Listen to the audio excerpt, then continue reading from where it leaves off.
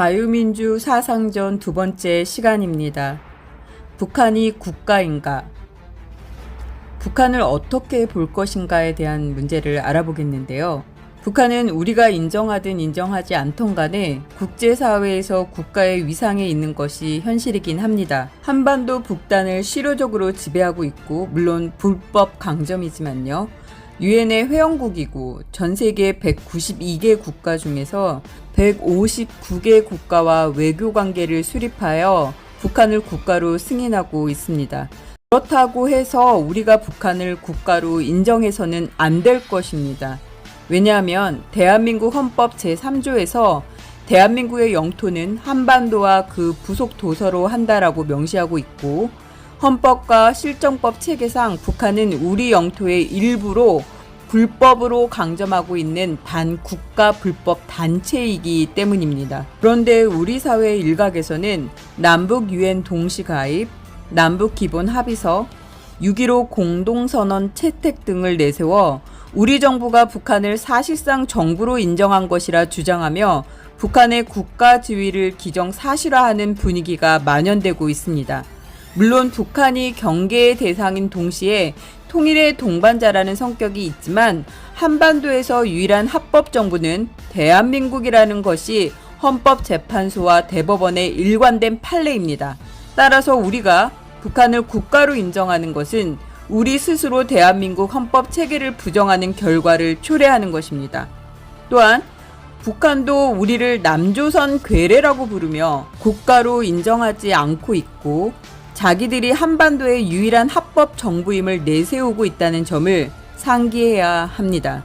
북한은 전 한반도를 공산화하겠다는 정권의 목표를 달성하기 위해 이른바 남조선 혁명 전략을 변함없이 견지하면서 6.25 남침 전쟁 등 안보를 위협하는 각종 군사도발, 간첩 침투 및 테러를 자행해 왔습니다. 문제는 우리 내부의 종북 세력들이 북한 주장을 수용하며 한반도의 정통성을 북한에게 부여하고 있다는 점입니다.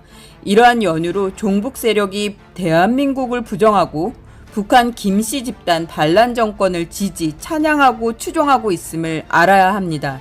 특히 우리가 북한을 국가로 인정하는 순간 급변 사태 시 통일은 물 건너 간다는 점을 분명히 지적합니다. 예를 들면 북한의 급변 사태가 발생하여 무정부와 혼란한 상태가 지속될 때 우리 정부가 치안 유지 병력을 보내 무질서 상태를 바로잡고 통일의 기회로 삼겠다고 했을 시 이는 북한이라는 주권 국가에 대한 침략 행위가 되는 것입니다.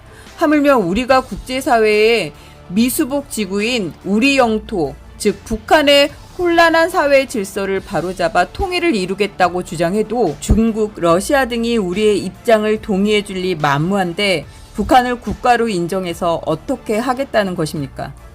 또한 아무 개념 없이 정부, 즉 대통령, 총리, 장관 등이 북한을 국가로 호칭하게 되면 북급변 시 국제법상 금반원의 원칙에 따라 북한의 반국가성을 주장할 수 없게 되는 결과를 초래하게 됩니다.